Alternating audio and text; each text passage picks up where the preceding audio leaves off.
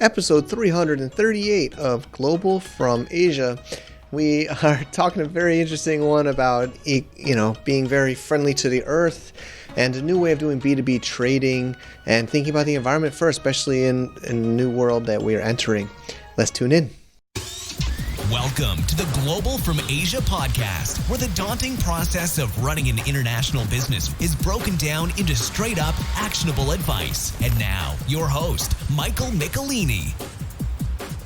Thank you, everybody, for choosing to listen to or maybe watch. We have the video version and talking to myself in camera, but I hope everybody enjoys episode 338. Fernanda Tisserant, she's a Brazilian entrepreneur, mover and shaker. I met her in Shenzhen, I think 10 years ago, if you can believe it. And she was working hard then. She's working hard now. She's over in Europe now. We reconnected, and I thought it'd be great to have her on the show to give us some insights. She's always been doing import-export since I've known her. She shares some of that, but she mostly talks about how we need to really think about the environment, sustainability, and adding that into our B2B trading, import-export. Because I think this whole COVID thing is the earth telling humans we have been beating up the earth too much, polluting and doing all these horrible things to it and not caring and just caring about the short term. But not just that, but there's governments now that are, looking into environments and sustainability, and you can actually make this in part of your business, part of your sales process. And she gives some amazing insights. So let's tune into the show. And then after, actually, we're really happy she's also in our mastermind, GFAVIP masterminds. And she's heading up a table about B2B trading, and it's going really well. So let's tune into the show. Are you looking for a U.S. banking solution for your e-commerce or your online-based business? Mercury.com, just like the planet, is an amazing service we're using in our latest Amazon brand that we're using for our U.S. registered company. You don't have to go there in person. You can do it totally online. You get virtual and physical debit cards, and it's totally free. There's also a cash bonus for you and for GFA if you use our special link, and it's a special offer at globalfromasia.com/Mercury. It also supports the show, so thank you in advance. Okay, thank you everybody for, I don't know if you're watching live or recorded, where Fernanda is also an audio podcast listener. I know a lot of us are listening, but we have video and we have live, so you might be seeing us on Facebook or YouTube or iTunes. But thank you for choosing to listen to our show. And honestly, I'm excited. An old friend, and she's a very experienced businesswoman, and we're gonna have a fun conversation. Fernanda Tisserant. I hope I said it correct. Yes? Pretty good, yeah. Pretty good, okay. And she's an international B2B import-export expert. I met her in Shenzhen, China back 2008, 9, 10 or so. And she's now in Slovenia, and she's doing trade between Slovenia and South America. Believe you're Brazilian, right? Born in Brazil. Yeah, Brazilian, and you've studied Chinese. I think that's what you were doing a lot. You're doing China studies when we had met, and you're a CEO and founder of D Trade Company. And you're also doing some sustainability talk for the developing markets, which we'll talk about today, and just really doing business development and also commodities trading and many amazing things. So thanks so much for making it on our show today, Fernanda. Thank you, Mike. Thank you. Great to be here. Yeah. So let's get started. How did this start? Where in Brazil are you from? It's a beautiful country. I almost made it once, but you're... Well, I'm actually from south of Brazil. The name of the city is Curitiba. I don't know if any of you actually ever heard about it. But it's kind of the Europe from Brazil, because a lot of immigrants from Europe went there after the war. So I'm basically half French, half Italian. So being here in Europe's not such a big of a change for me, like culture saying, right? All right. No. So I actually started in 2009.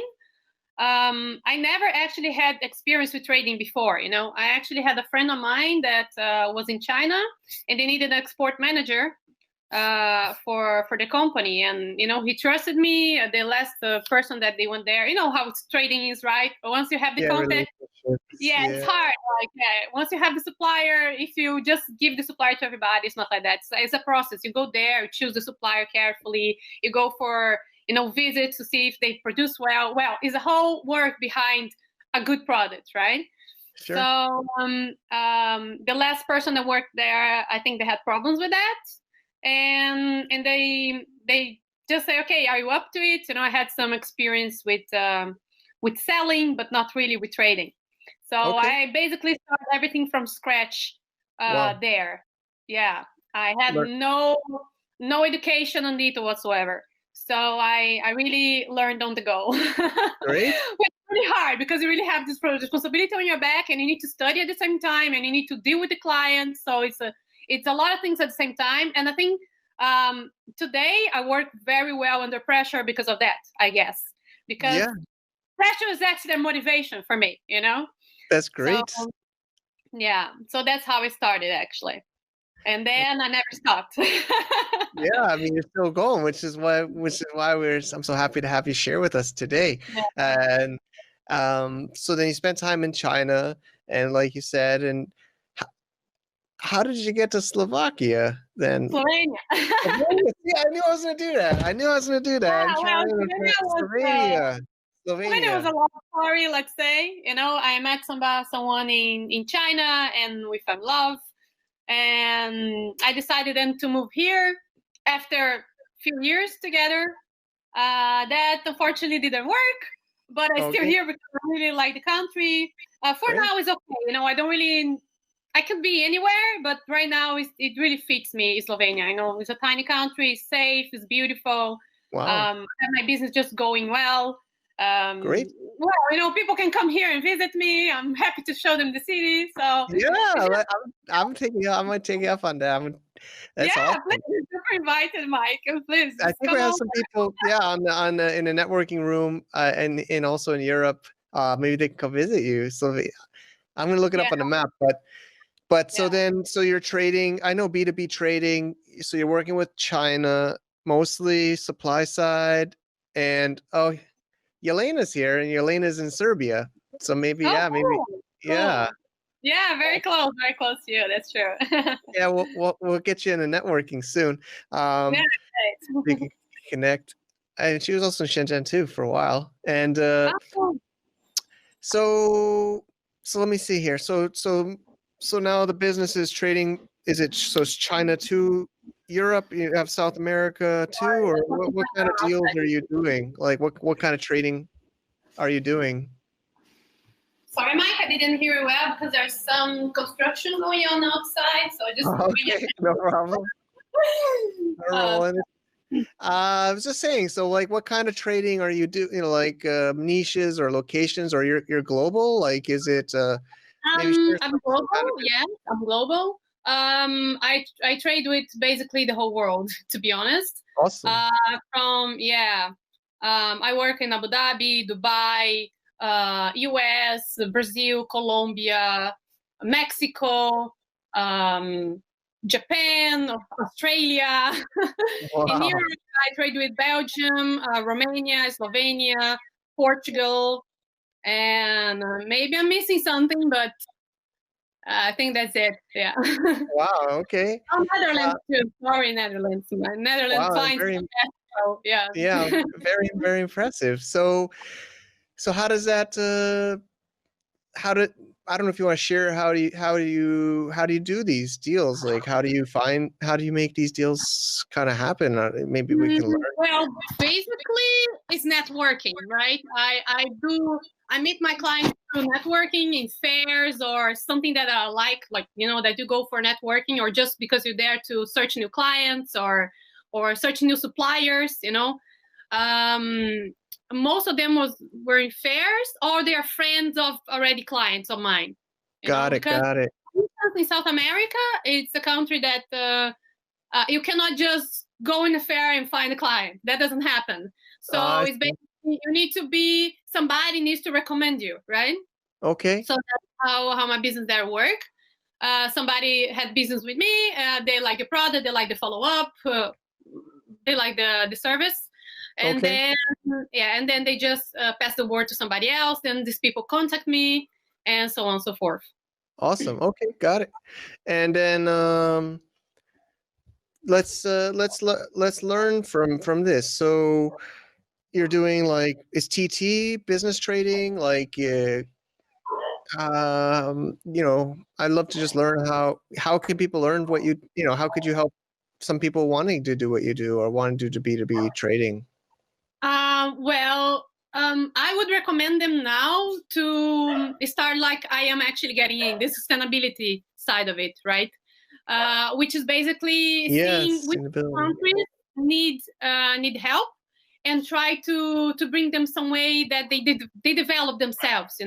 It's not nowadays you need to see a company not just the profit, not just as a profit side, but also the impact towards they call it ECGs, which means environmental, social, and governmental, right? So you need to see, the value of your company is not just in the profit you take, but also what you bring to the society, what kind of damages you're not doing to the environment. So that's something new that's coming up, and it's going to be really important for now on, because UN has an agenda for 2030. They have few sustainable development goals, what they call it, which are 17 points that companies need to work towards, right? For instance, like if you do some work to, to clean the seas or to help poverty to be, extinguished from the world. We are in 2020, right? And you still have people dying of hunger, which is completely absurd, right? And we as companies, our individuals, we need to do something towards that. We cannot just think as individuals, hey, I'm here, my life's great. No, we need to bring something to the world too. So that's actually what I'm doing now. Okay. I'm developing projects, right? That together with my amazing team, which we basically bring solutions to governments and to communities that need to develop, right? And instead of just bringing them a product or something, we are bringing them the way of doing it, right? So they produce and then consume in this area, so the rich will stay there and they can develop, and it's a cycle, right? That's how we actually erase poverty. So and also how we enrich countries too. Doesn't matter, it doesn't need to be a poor country or a undeveloped country like Europe. Okay, we have undeveloped countries here, but most of the countries here, they're pretty well on their feet, right? Mm-hmm. So and we have examples, for instance, in Barcelona, which they develop all this inner trading, let's say, And so it's basically what my advice to people that are starting now with trade is to go to small communities, see what they need. If either is technological improvement, something like that, because I think more and more electronics are being very well done in China and much more imported too. So like if you were starting now, I would just recommend that, to see to all these points, also the sustainability, not just the profit side, because this will also bring their company to spotlight. They're doing something for the world and so on. That sounds great. Yeah. So I think we're chatting before the recording, and Trade for Aid, is that what it's called? Yeah, exactly. Yeah. So that's an initiative from the World Trade Organization, and that's what they basically is what I said. They see which are the problematic areas, right? They go there and they develop trading.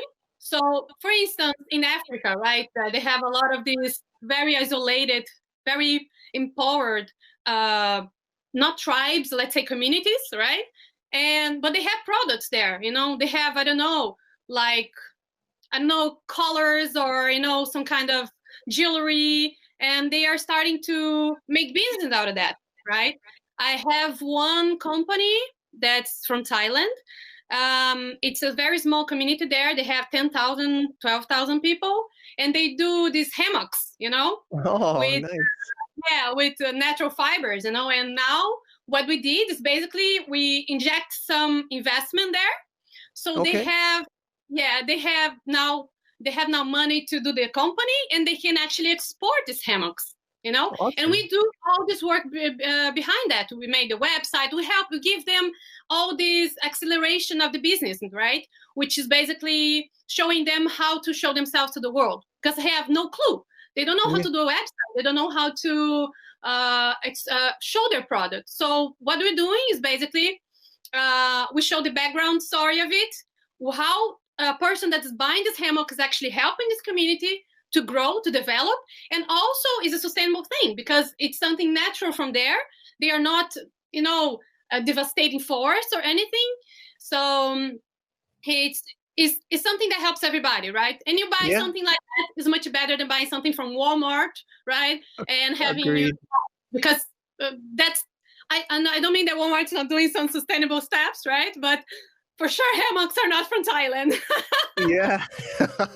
I love it. So then it's like a complete package. So a community, like let's go with this hammock thing then. So they come to your company, they they have no way to get online, they have no way to get what they need done, and you can help them do everything, get the company, get the website, get customers. Get investments from different companies, right? That want to invest in sustainable businesses, right? So what we are actually doing now, me and my team, we're doing a platform where we have all these projects. They are all based on these 17 sustainable development goals that I told you from the UN. And we, if their projects are not really, they don't really apply to the 17 SDGs, we actually try to polish them and make them look fit to put in our platform, right? So we have like an audit group that will do all that, right? And as soon as the project's there, we have our investors, right? Yeah. And invest in the project. Yeah. Awesome. Wow, that does sound really, really awesome. Yeah. So what are you looking for more now? Investors or investment companies? Yeah, for investors mostly. Yeah, investors. Like people that want to put their company towards those causes, right? To make a better world. Yeah. For us, actually. Yeah, it's true. We need that. Yeah. And so there's the 17 points from the UN that by 2030 they have their KPI. And then is the UN helping? I guess they must help, right? Or they're yeah, of course. Yeah, they do totally. I mean, we have people involved that are within UN, so they really help us on that. Not just with context, but also okay, this area needs this area needs that, this area has a very good project.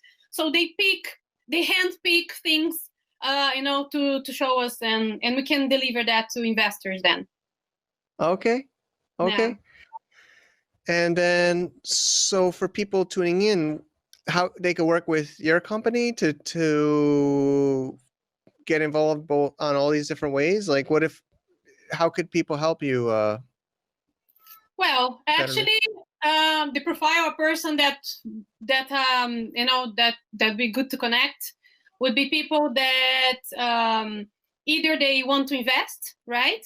Or they have, I don't know, anything that can add up to this cause. There are so many different types of companies that can add to it, right? Sure. Software companies, trading companies, because then you bring the products that this community needs. Imagine you apply there this project and they don't have a mobile phone or a computer. You need them to supply all these things, right? Yeah, agreed.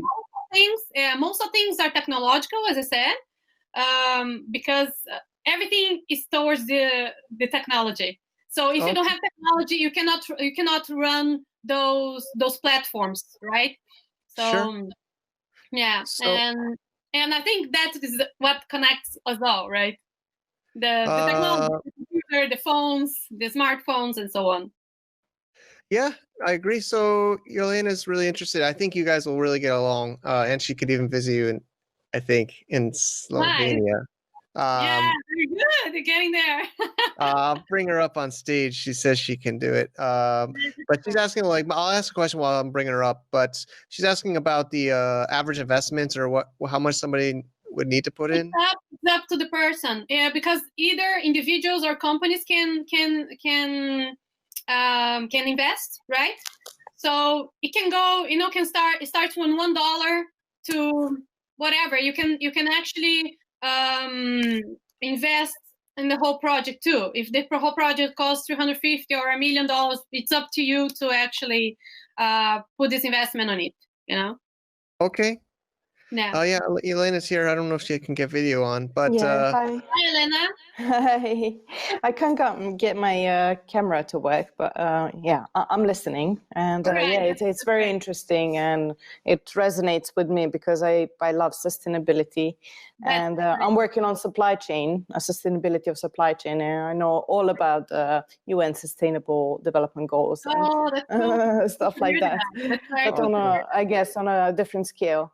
But these projects, I think, are very useful for communities that, just to give them, let's say, a channel to sell their products so they don't even, affect the environment, right? So exactly. I love it. You also, in that process, you also educate them. You educate them to respect the environment, educate them to about finance, right? So they don't go up, they don't go again to the same problem of poverty. You keep them on track and you go them to this sustainable and this growth cycle, right? Yeah. Yeah, it's just a beautiful thing. It is. Awesome. It is. Reminder. And when did you start working on this? I'm wondering. Actually, I always have been involved. I always was a donator. I donate a lot of money for a lot of institutions. I'm doing that since I started earning money, to be honest. Wow. Yeah, really. Lately I have these, PPE projects with some governments, and I donated a lot to institutions, to organizations, shelters, animal welfare organizations. It's more than hundreds and 150 around. So I saw myself, okay, I'm a donator. I'm not getting anything for that. Imagine if you can actually put money and actually get it back as a turn, you'll be investors towards great causes. So Awesome. I also with that, with that mindset, it happened. But actually this project that I just mentioned here with this platform and so on, we have been working already for a year. A friend of mine, a very dear friend of mine from my hometown, actually came to me and shared his idea, and it was just lovely. And I had the perfect person also to work with that as our fintech, which is a Slovenian person. So it's just great, the team is amazing, and I'm just very, very glad to have met all these people so far. Okay. Great. And we have some even Chance. I don't know if Chance can join in the stage, but he'll probably network after. Chance Zhang is like an IT guru in our community, and That's cool. I think even like Yelena, it's like so the investment, it's sometimes dangerous to say even a word dangerous, investment. I mean, because there's obviously some bad people that take advantage of this, like in the nonprofit or the donation kind of world. What's the transparency, or what could somebody see, if they wanted to invest in this? How would that work? You asking Elena or me? Oh, you. Sorry. Okay. No, yeah. So basically, our system is backed with a blockchain system, right? Blockchain Awesome. system, you have a lot of transparency of it because all the money is there. Every transaction you do is on the blockchain list. So Awesome. you cannot say, hey, I got this, and at the real thing you got less than that, So it's like very clear, it's very transparent. It's just a way that we can really make it people more willing to donate, to invest, Okay. For me, I don't even need the blockchain. I was just like, hey, great, I'm investing, amazing. Because I was already, donating so much. Yeah. So for me, it was just like, okay, that's a great opportunity. So I think we're also going to get all these people that already donate, they're already working towards this cause, to just, have the chance to have some ROI, right? Some return of investment. So, yeah. Yeah, And what's the regular? Go ahead, What's the regular return on investment that you're seeing? I mean, it's I guess the projects are on a smaller scale, but it can easily scale up, right? If you have a bigger. Actually, we are focusing the whole world, right? Yeah. We have we're starting now in South America, of course, with the MVP of all that, and then we're spreading all over. Because it's something that if you can apply in one community that needs, you can apply all the same thing with very minor adjustments to another, Mm-hmm. Considering it's a system, you just apply there. So it's there you go. Finally. Awesome. You got it. It's great. So we're talking about all sizes of projects, to be honest. You vary from place to place, right? So we have all sorts of projects for all sorts of investors' profile. Yeah, I mean, like, do I choose what I can invest in? And you can select by impact, right? The impact that project will bring. Or if you're related to some community, for instance, you can be actually the person living in the community, and also you can invest on that, right? Anybody can do that.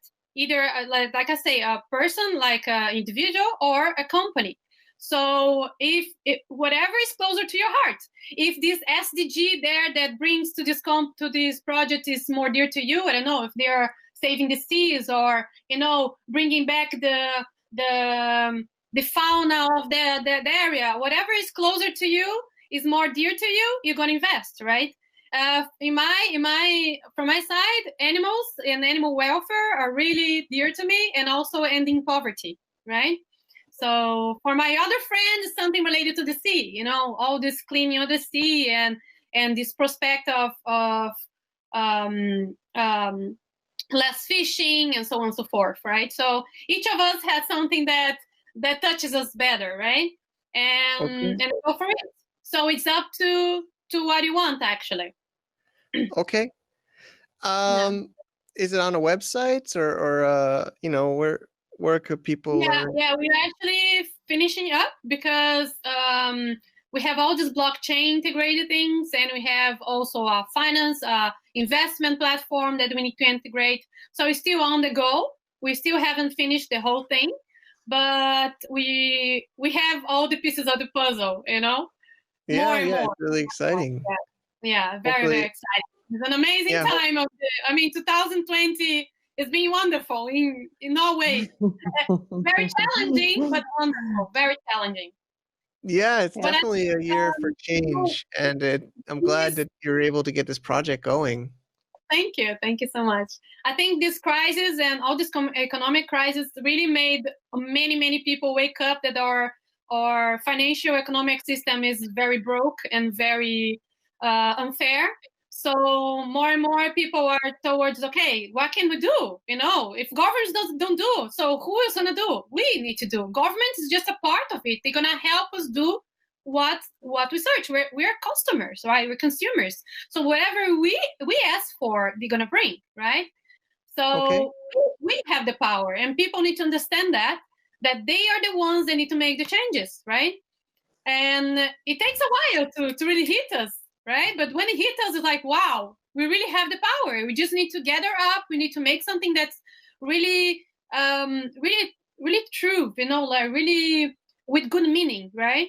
That they're helping. You're not just thinking, like I was telling you before, the ESGs, right? You need to see not just the economic part of it, but also the social impact, the environment impact of it.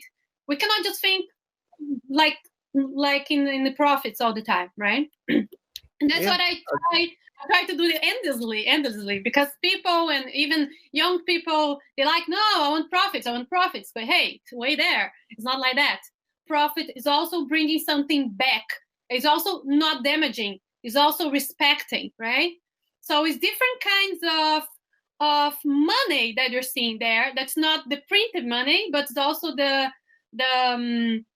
how can I call that actually? Because it's just as valuable, and just as needed. Yeah, it takes more money to, for example, if you produce a lot of medicine then you don't need, it's more money to destroy the medicine afterwards, right? This reparation, it's much more expensive than if you think ahead and plan ahead. Yeah, exactly. Awesome. So, Awesome.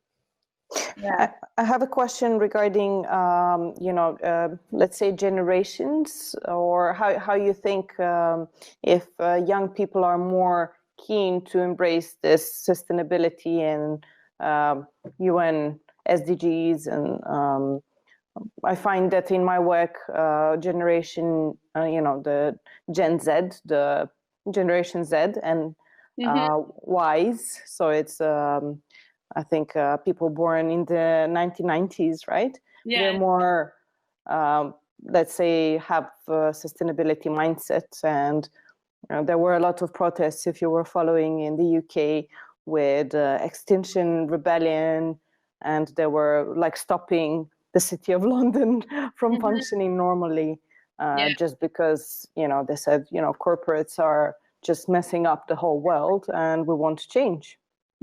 So do you see like a difference in? Yeah, definitely. I mean, media is all towards sustainability also. So they are more bombarded with information on sustainability, right? Being vegan and so on.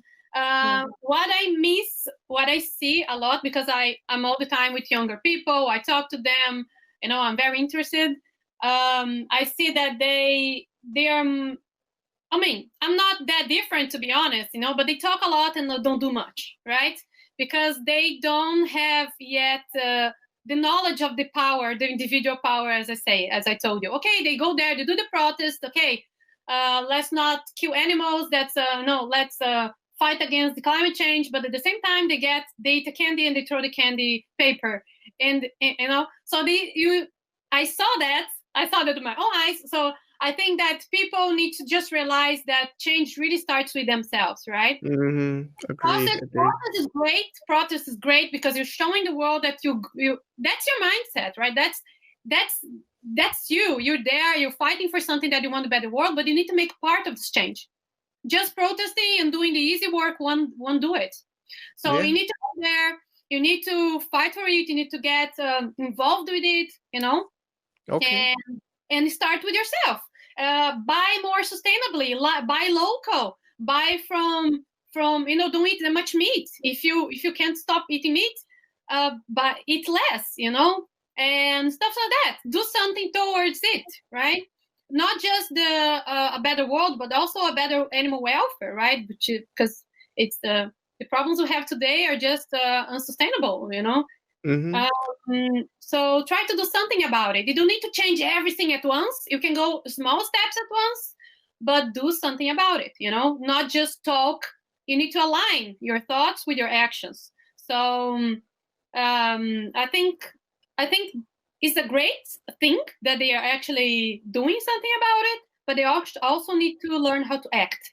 And I think also education has a big part on that, right? Educate them financially. You need to have financial education, man, because for me it's also hard. I don't know how to manage my money. Like how we don't actually learn that on school. How don't you do that? I mean, those are basic things. Knowing the laws and knowing how the financial system works, so you can actually deal with it, right? These things are kind of secrets, that few people keep. It's like, why you do this? This is the age that we need to give information, right? Because then what you're gonna get back is a better world for everybody. And that's what they're doing also in projects in underdeveloped places like India. They are really, and also in Brazil, there's a few projects doing that. They are teaching, these communities of how to make money and how to keep the money there and how to not run out of money, So it's a great thing. So education, I think, is the key of everything from the start, Awesome. Media does a great thing, but media goes with the flow, as you say. It's very futile, it's very volatile. So we need to have an educational system that's much more let's say, preparing people to life, right? I would say. We have a educational system that didn't change for hundreds of years, so it's just unacceptable that everything changes, but the educational system doesn't. So I love it. Yeah. Okay. I think we're gonna maybe wrap up the live stream, and we're gonna go into like these tables with just a few of us. I think some others here, I would love to have a little bit more round tables discussion. But I mean, I think the biggest question I think I have, or maybe we can add it later into the actual podcast, is like, how can somebody take action from this? Like, I guess the website's not ready yet. Contacting you or we're gonna be email ready. Let's say within this month, we're gonna be ready. Okay, So I think I can add it. Maybe after this, I can add it when you're ready to the show notes of the podcast. yeah, sure. Okay, Sure. so then everybody look out for that link. And this is a pretty awesome direction of this show for today. And I think it's true. I think more and more people have to think about this. We've been trying to talk about that in the podcast, and Elena's really interested. I think we'll have more discussion after the live stream, but she's always been really a big proponent of this, you know, and I think everybody's getting woken up. Like, there was some pictures or videos I saw, you know, now the dolphins are like coming to the shores, you know, like the pollution's going away because everybody's traveling less, consuming less. So now like the environment's already improving, right? And the animals are happy or thriving. But yeah, I mean, it's not that we stop polluting, we're still polluting a lot, but these animals just could have peace to get back to these places, right? We made some damage to the world that we're gonna have few years there, let's say decades, to revert. And that's why we are actually running towards this Agenda 2030, right? To try to stop and bring it back to what it was. But we went too far, I would say. We're gonna have few hard times, you know, ahead still. Like we already have, you know, all these fires that's happening all over the world and climate change. This is happening right now, you know, and this is just the outcome of something that the nature already say, hey guys, stop. Okay, you didn't stop, now take it. So it's gonna come you know. So it's good that we're working towards this now. Yeah, some say the earth is like telling us stop, you know, like I saw some videos like it's like the world telling humans like stop just running around, flying around, consuming, you know, polluting, like stop, you know, like so hopefully I'm really excited about this. So you're natural stuff, you know, we are natural animals and we sorry, my dogs are going crazy. So we need to we act completely differently. Like, oh no, we just because we are smart, we're intelligent, we completely ignore all the other intelligence for other animals. You know, we have this egocentrism, right? And I personally I disgust this behavior. You know, like when people look at an animal and don't give them respect enough. I mean, come on. You think you're better than them just because you can light a fire? Darling, sorry, no, it's not like that. You know, we all part of the system. We are part of a cycle. And each animal that we erase from here is going to make an impact. And this is going on for already a few years, right? So we are just actually getting a taste of what would happen if you don't keep the balance, right? Agreed. And then I guess my last point just for the listeners is, you know, try to apply this into your businesses, right? You know, if you're selling online, try to use eco-friendly packaging, try to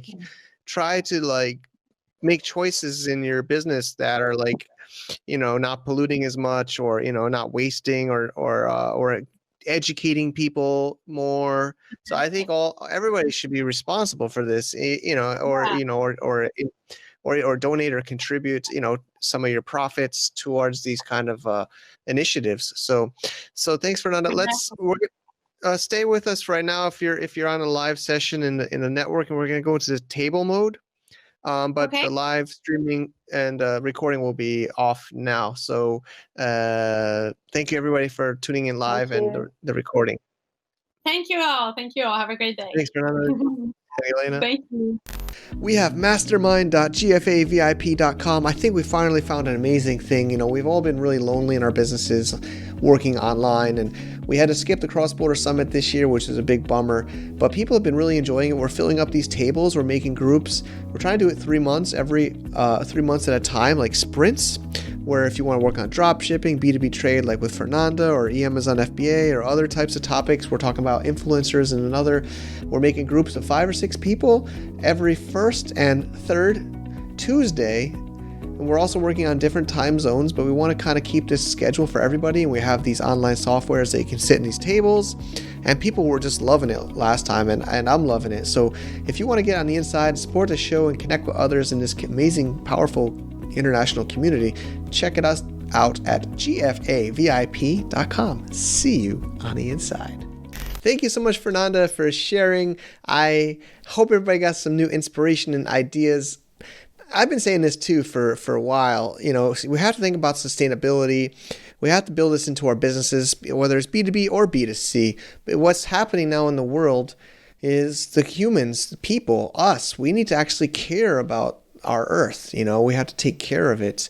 I remember this when I was in the grade school. We were talking about the birds that were choking on the Coke, those plastic things holding together 6-pack of beer or Coke, and they were in the dumpsters, and the seagulls or the birds were choking on it by their beaks getting stuck in the plastic rings. But that's one thing. But, you know, just the ocean is getting polluted, you know, the earth, we just really need to do anything we can. One, because we really should, but two, there is a business angle to this. Like Fernanda says, you know, governments and other groups are supporting this and supporting businesses and buying from businesses that have sustainability in their companies, in their DNA. But two, also for customers, they, you know, just small things like try to have less packaging, or try to have recycled packaging, or try to have, you know, less maybe cardboard or something that's biodegradable versus, you know, thick plastic, you know, reusable things. Make the packaging actually part of the product that can be used after, instead of just tossed in the garbage. Try to think of ways in your product and in your business to actually do things for the earth. And hopefully it makes you feel a little bit better too. I really believe that. As a customer, I try to really find products that do that, you know, and also a good marketer will put that in their sales copy and their page copy. You know, even I think about Starbucks, you know, they talk about the beans, where they come from, how they take care of those villages where they come from, how they're giving back to that community. You should also do that, not just for the marketing, but actually truly do it, truly have impact investing, impact in your business supply chain.